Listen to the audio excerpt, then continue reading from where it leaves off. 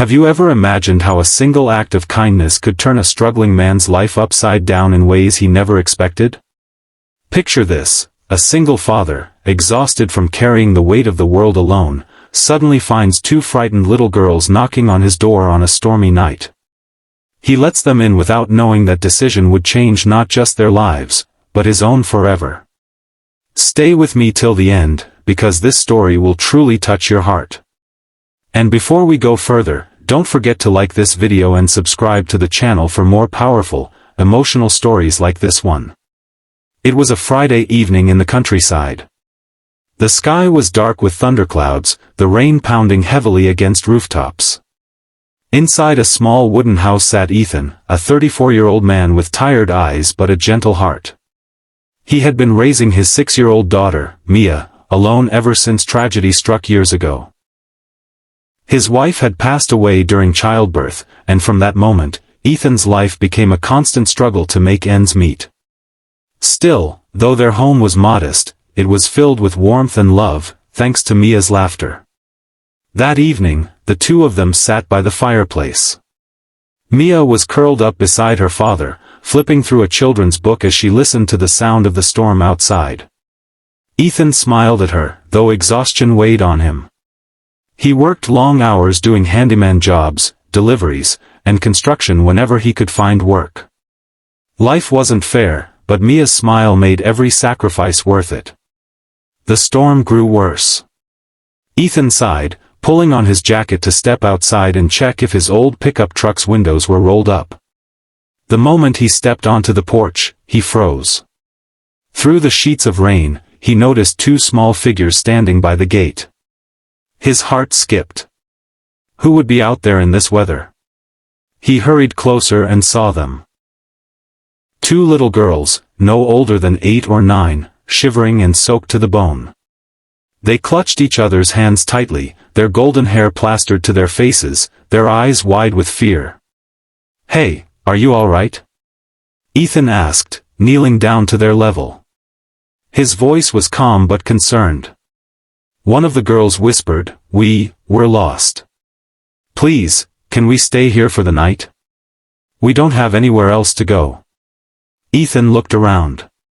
There was no car, no adult. Just the endless dark road and the storm. He felt his chest tighten. These girls looked terrified and exhausted.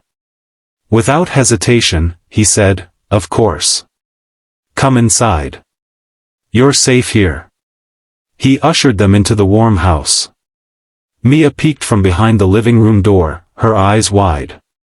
"Daddy, who are they?" she whispered. Ethan smiled gently.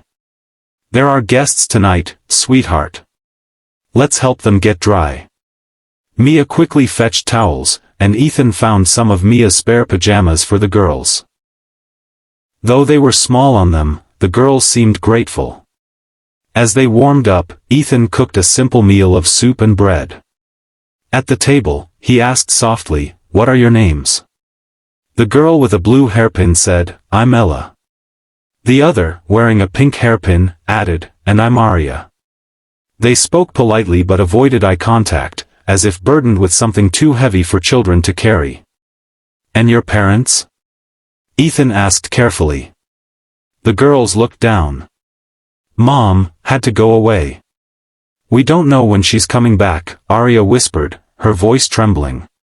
Ethan's heart ached, but he didn't press further. "Well, tonight, you'll stay here.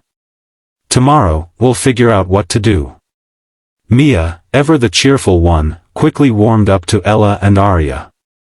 She brought out her toys, and soon the three girls were playing together in the living room. Laughter filled the house, softening the storm outside. Watching them, Ethan felt something stir inside him. A protective instinct not just for Mia, but for these two lost souls as well.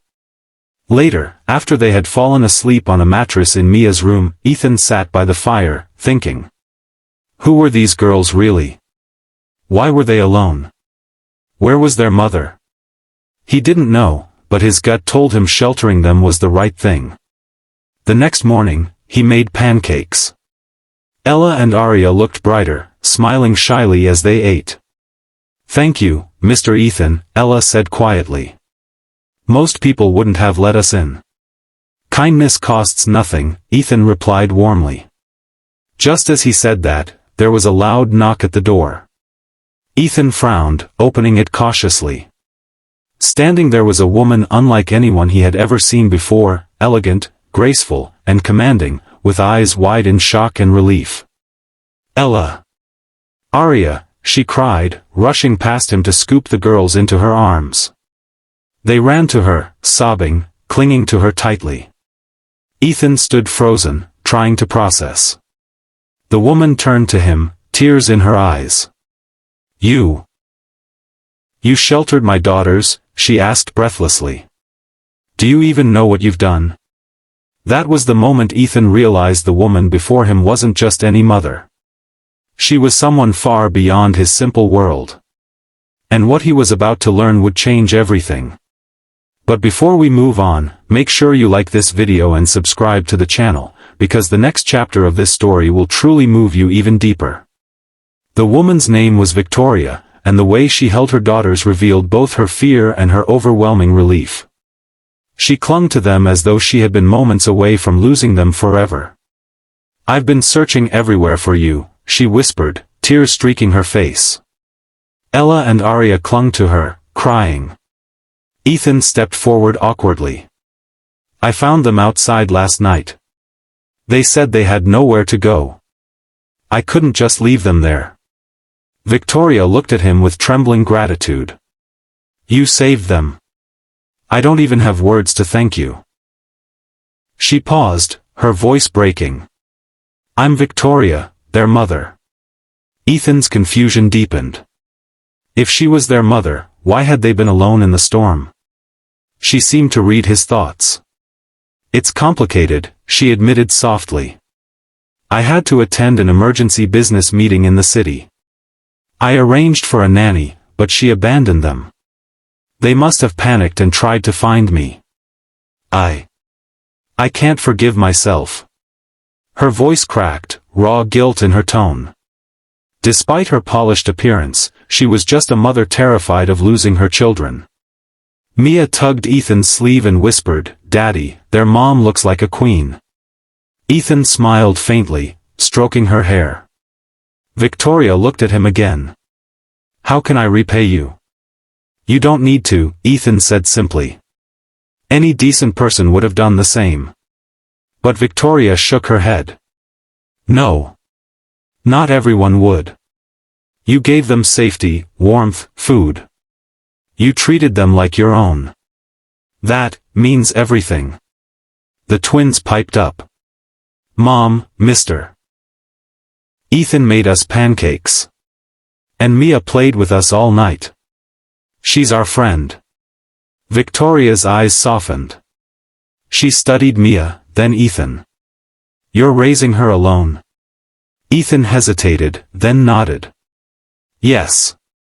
Her mother passed away when she was born. It's just us."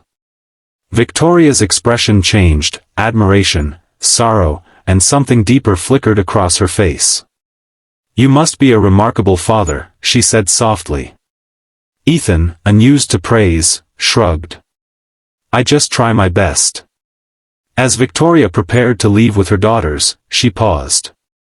"Would you allow me to invite you and Mia for lunch sometime? Just to thank you properly?" At first Ethan wanted to decline. He wasn't used to wealth, and he feared Mia might feel out of place. But Ella and Arya's pleading faces stopped him. "Please, Mr. Ethan, come see us again."